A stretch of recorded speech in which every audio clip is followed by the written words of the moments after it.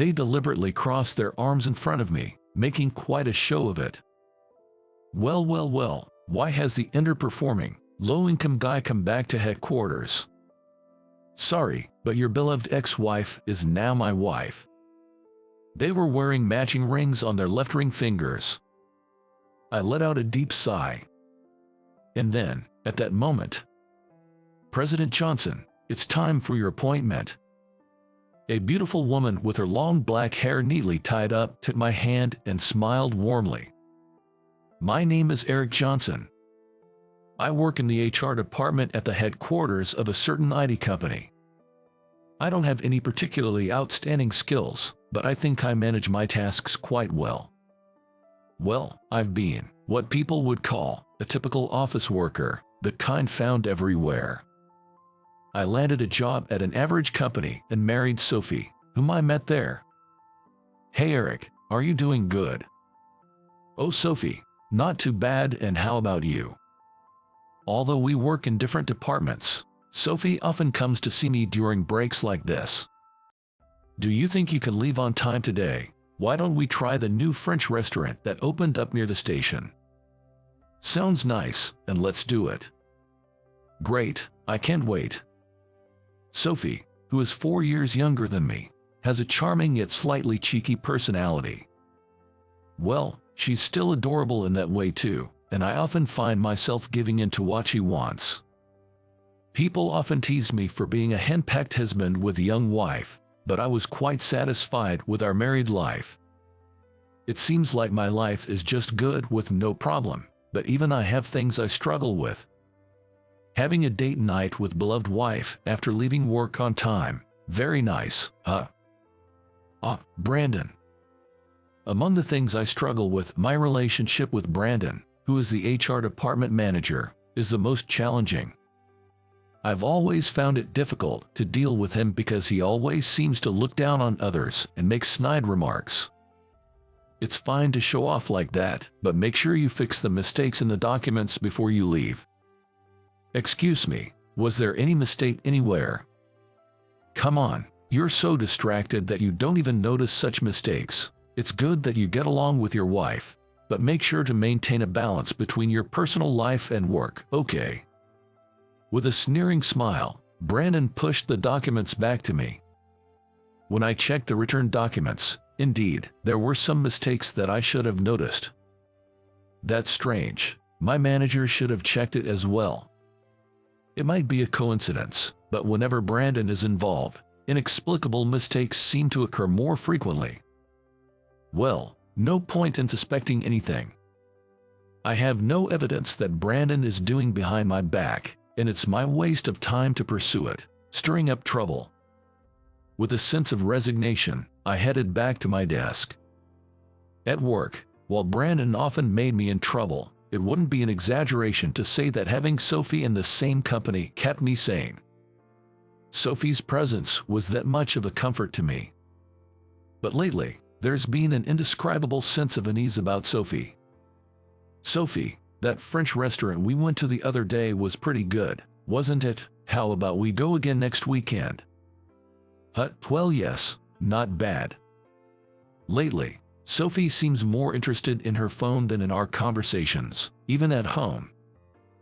Sophie, how about putting away your phone during meals? Yup, sorry, just a little more. Oh well, I don't blame you though. Not long ago, we used to enjoy spending time together as a couple, talking about each other at dinner, but now, because of Sophie's refusal to let go of her phone, there is hardly any conversation. Honestly, I do like her capricious like cat's nature. But lately, it feels like it's getting a bit too much. And then, one day, that incident happened. Hey, what is this? What's going on here? While at work, Brandon suddenly raised his voice and, with documents in hand, stormed over to me. Eric, you were in charge of this project, right? Yes, but what's wrong? Look at this, what a bunch of bullshit recruiting information. No way. I couldn't believe my eyes. The document thrust in front of me was about a hiring plan for the current fiscal year. filled with impossible employment conditions and numbers of positions. It's definitely a case I had, and my signature was on it as well. But I had no idea what the document was about. Please wait. I don't remember preparing a document with this content. Shut up. The information has already been available to the public. What are you going to do about this? As unbearably as I tried to voice my protest, Brandon revealed his anger in an even angrier voice than that. I've overlooked your minor mistakes until now, but this time, you caused too much damage to the company. You, a disgrace to the headquarters. Just get out of here and start your life over at a remote branch office in the countryside. Brandon, wait. Caught off guard by his sudden angry notice of demotion, I was at a loss for words. As I was trying to figure out what to say, a quiet voice intervened. Wait, Brandon, that's not right. Nathan. The one who spoke up was a colleague named Nathan. It was unusual for the normally calm Nathan to voice his opinion like this. A hiring plan for the current fiscal year was supposed to be shared with the entire department. Brandon, you checked it too, right? And yet, to discover such mistakes after the information has been made public. What are you talking about? Are you saying it was my fault? I'm not saying that, but this is just too much. Shut up, you, Nathan. If you have further complaints against me, I am going to give you the transfer notice like that, too. Brandon, you're the head of HR, aren't you? Do you really think such arrogant personnel changes are justified? Nathan, that's enough. Don't say any more. I hurriedly stopped Nathan. If I let him say anything more, Nathan might really get into trouble too. Are you sure? Yup. I'm sorry I couldn't protect you. That's all right, thanks. I patted Nathan's back a few times, who nodded but still looked frustrated. That's okay if you understand. Hey Eric, I'll issue the transfer order next week. Look forward to it. I see. Brandon looked down on me with a triumphant smile. Nothing made sense, but I really didn't want to lose a good friend like Nathan. Telling myself it was a time to be patient, I accepted the sudden notice of demotion. I went home that day, feeling gloomy. How should I explain this to Sophie, and will I end up on a solo assignment? Were the only thoughts on my mind as I made my way home. Hey, I'm home. Hi, how was your day? As usual, Sophie was engrossed in her phone, not even bothering to look up at me when I returned. But first, I had to break the news about my transfer to the remote branch office. Sophie, we need to talk. I steeled myself and sat down opposite Sophie, who was lounging on the sofa. And what? Will you listen to me carefully? It's important. So what? That's pretty much annoying. I'm sorry, but I really want you to listen carefully. In front of Sophie, who was pouting, I straightened up. After taking a few deep breaths, I opened my mouth to speak up. Sophie, I've been transferred to a remote branch office. What? A transfer to a remote branch? After a pause, Sophie abruptly sat up from the sofa. Wait, isn't that more like a demotion than a transfer? I'm sorry. Her straightforward accusation left me speechless. As I silently apologized deeply, Sophie let out an exaggerated sigh. What a disappointment. Your steady income was the only benefit to me, so from now there would be no merit left for me if you were demoted. You say what? I couldn't believe my ears. Looking up at Sophie, she was looking down at me with a coldness I had never seen before. You know what? If you're transferred to a remote branch, you'll be making less money than me, who's at the headquarters.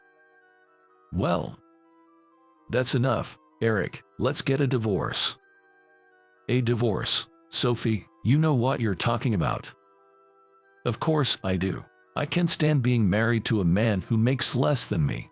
Got it? If so, sign this paper and get out of this house soon. She aggressively thrust a piece of paper, which is the document to file for divorce, at me. Sophie already filled out all, even with her signature on that. Sophie, why do you have this? Don't you know that yet? I had it prepared just in case something happened so we could split up right away, because your only appeal was your money. Anyway, I was plunged into darkness. Sophie, who had once given me comfort, was now looking down at me with the same disdain as Brandon. I see. It seemed like there was nobody left on my side. Thinking of it, suddenly nothing else mattered to me at all. I did as Sophie asked, signed the papers, packed my things, and left home alone. Later, the transfer order came through, and accordingly I was sent to a remote branch office. Hi, I am Eric, and I've been assigned to the sales department as of today. I'm Natalie, your manager and your mentor. Nice to meet you. Pleased to meet you too. I shook hands with her lightly. My new boss was a woman named Natalie. She was about my age, or maybe a bit older. She was beautiful, with long black hair neatly tied up. Well, let me get straight to it. I'll explain the workflow. Oh, sure. Natalie smiled gently, making me momentarily flustered. Hey, Eric, already smitten with Natalie. Oh, no, don't mean that. I'm sorry. Alex, stop joking around and get to work, and be gentle with Eric. He's just new here. Eric, sorry about that. Looks like it's your first time working in sales, but don't be nervous. Your beautiful boss, Natalie, will kindly teach you everything. Alex, watch what you're saying. Haha, my bad. Eric, sorry about that too. Alex is our director. He is kind like that but not a bad person at all. No problem. This department has a bright and fun atmosphere, doesn't it? Haha, our department has the best interpersonal relationships, better than anywhere else. Natalie said with a playful laugh, looking really beautiful. Even though I had just gone through a divorce from Sophie, I might be experiencing love at first sight for the first time in my life. One day, as I was gradually getting accustomed to the work at the office, everyone in the department threw a welcome party for me. Everyone, today everything's on me. Enjoy yourselves with much food and drink, and let's celebrate Eric's new beginning here together. Cheers. With Alex's toast, I poured the ice-cold beer down our throats. The drink, after so long, tasted exceptionally good. Oh Eric, you're drinking like a champ. Anyway, enjoy yourself comfortably, okay? Well, thanks, I'm totally fine. It's just been a while since I had such good drink. Oh, has it? Yes, my wife didn't drink, so. Oh, Eric, you were married, weren't you? I was but divorced lately. I caught myself after talking too much. Despite the team organizing welcome party for me tonight, I ended up voicing complaints that dampened the mood. Sorry, I shouldn't have brought that up.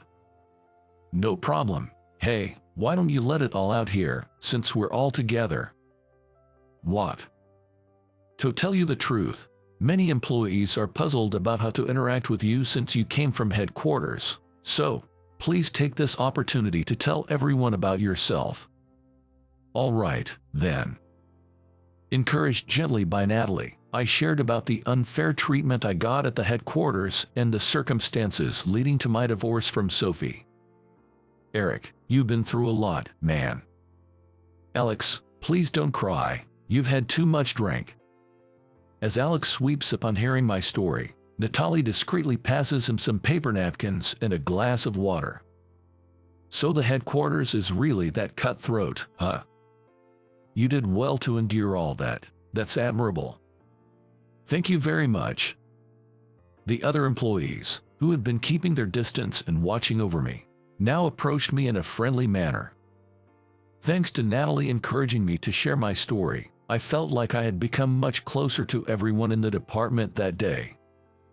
Hey Eric, what would we have for lunch today?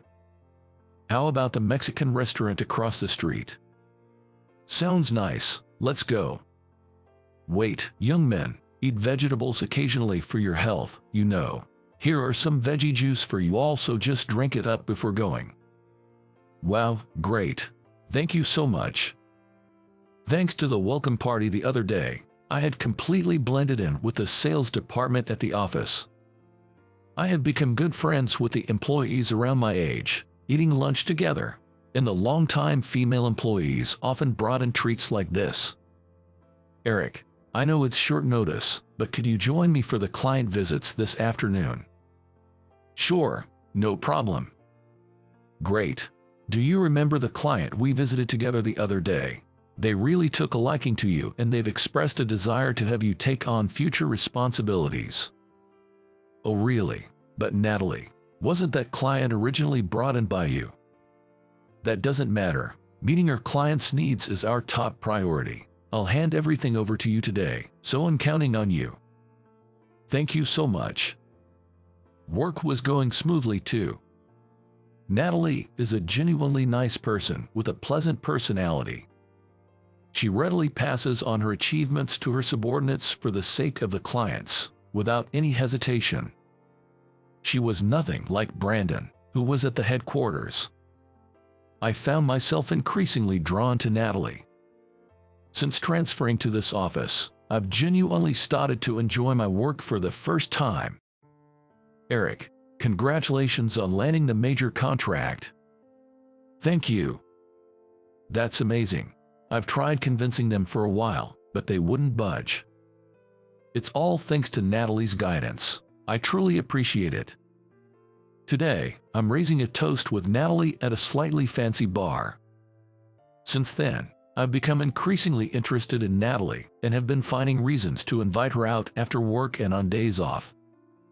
Now, we've become close friends in our private lives as well.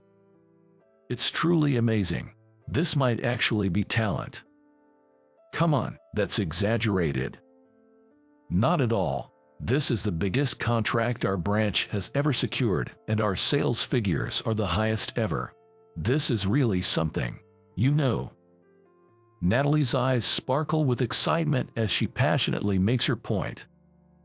It makes me smile to see that she has this side to her, even though she is always so firm. Hey, what's wrong? Is there something on my face? Sorry, I just thought you looked adorable. There you go again. You're really something, you know. Such a charmer. Blushing, Natalie hastily takes a sip of her wine, trying to hide her embarrassment. Watching her, I can help but enjoy the slightly wicked thought of truly winning her over. 2 years have passed since I transferred to this office, a comfortable place to work. We're here. Yes, the big moment has finally come. Today, Natalie and I are visiting the headquarters. The reason is that my achievements at the branch office have been formally recognized, and I'm scheduled to have a presentation in the board meeting here. With a renewed spirit, I passed through the entrance of the head office building I was accustomed to going to. After checking in, we head to the designated conference room, only to find some people I'd rather not see. Wow, look who it is. It's Eric, isn't it? Sophie. Well, why has the underperforming, low-income guy come back to headquarters? I'm here because I was invited, that's all. Are you sure? You messed up something again, didn't you? Oh, hey, Brandon, over here. What's up, Sophie? Oh, it's Eric. Long time no see. I thought you'd left the company long ago. Sophie beckons Brandon over. Despite his usual condescending look, something else caught my attention. Brandon, you seem quite close to Sophie. Oh, notice that, Eric. Sorry for you, but your beautiful ex-wife is now my wife, right, Sophie? Yup, that's how it is, right, Eric? They deliberately crossed their arms in front of me, making quite a show of it. They were wearing matching rings on their left ring fingers. Oh well, congratulations then. In front of their smug smiles, I offered my congratulations with polite words. Sophie seems displeased, pursing her lips at my reaction. Come on, you should look more upset. Leave him alone, Sophie. He's clearly holding back a lot. Really? No way.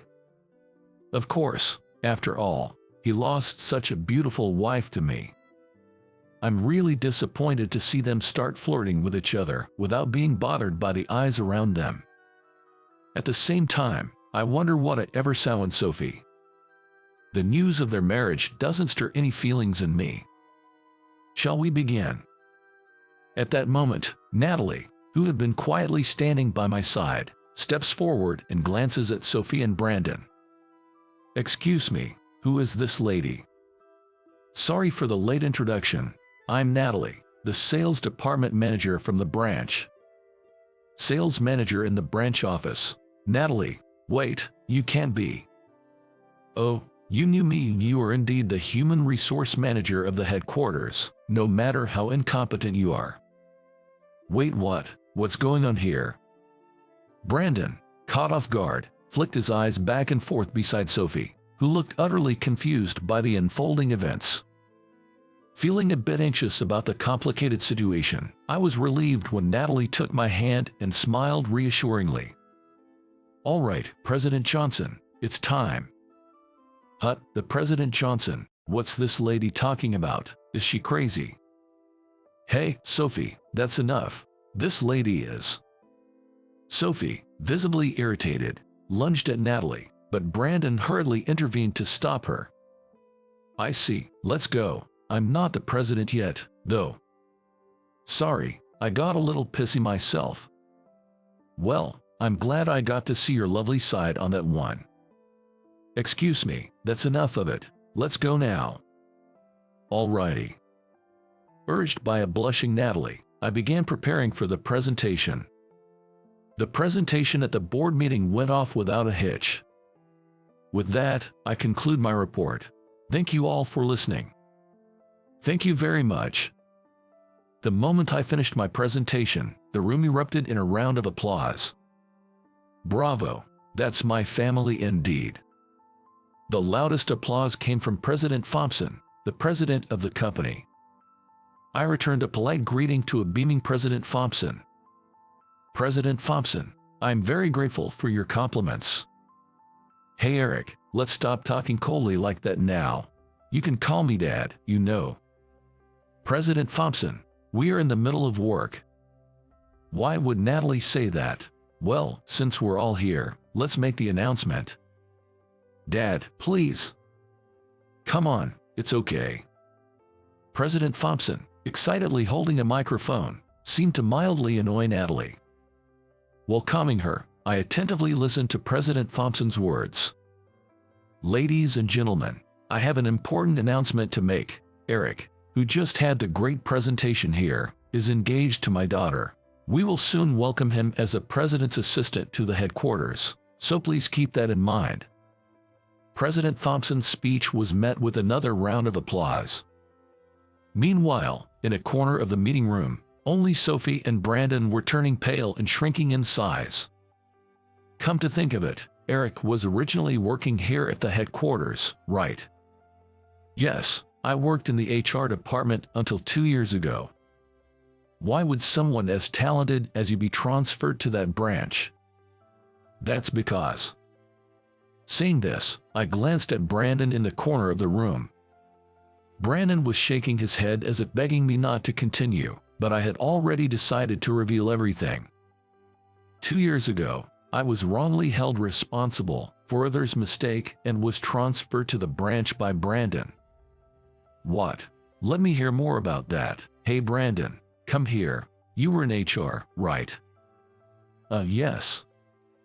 Brandon approached, looking diminished as President Thompson beckoned him. Brandon, what's this about? Explain yourself.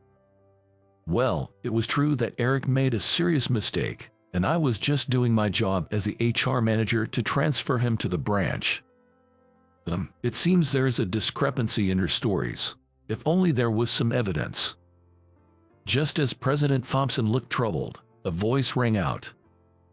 I have evidence. It was Nathan who boldly declared. Nathan, you. Sorry I'm late.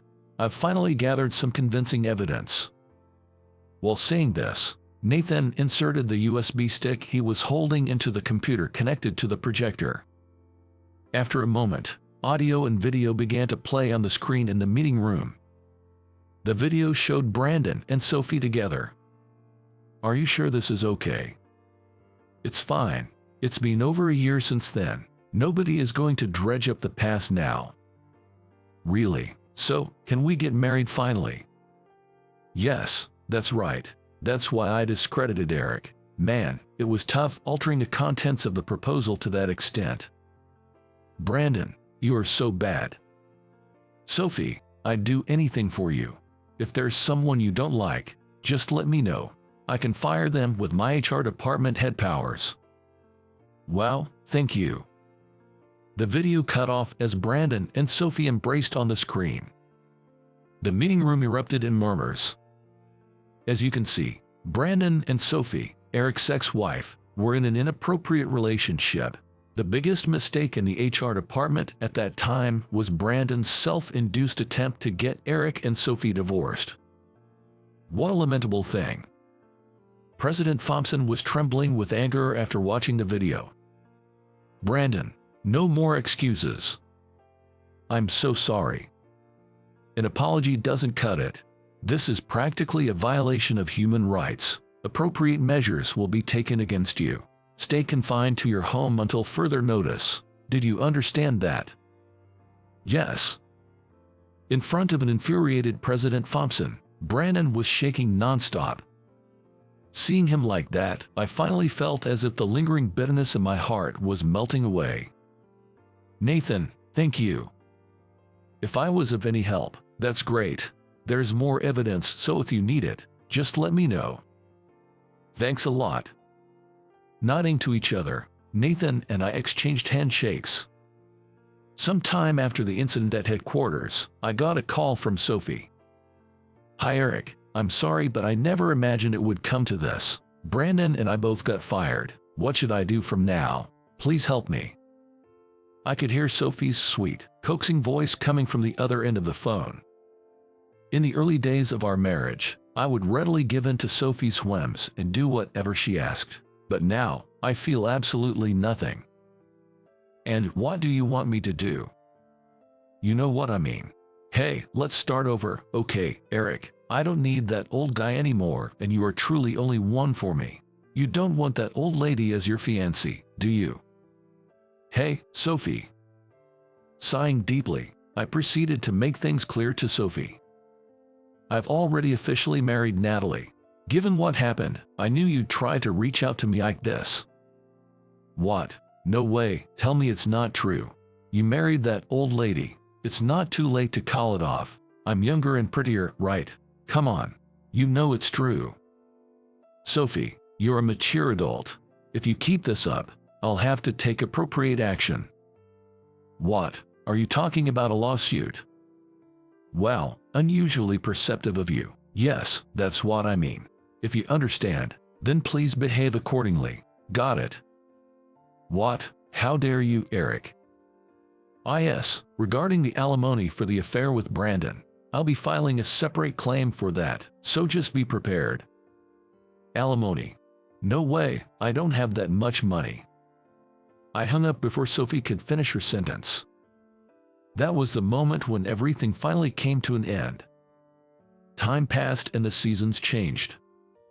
Here we go. "Natalie, be careful. Let me carry the heavy stuff for you." "Oh, come on Eric, this is nothing to worry about." "Just stop it, okay, Natalie, please sit down." "Well, alrighty, then." Today was the day we moved into our new apartment. Our new place was a 3-bedroom apartment, ideal for families. I was working at the headquarters as an assistant to the president. And Natalie, with her growing belly, is on maternity leave. Indeed, the child that Natalie and I are expecting is due to arrive soon. "Natalie, what's wrong?" "I swear I will absolutely make you and our baby happy." "Eric, thank you so much, and I swear the same too. I will definitely make both you and our baby happy." As I gently kiss her belly, Natalie strokes my head with a tender touch. Many things happened in the past, but now we are living a happy life together.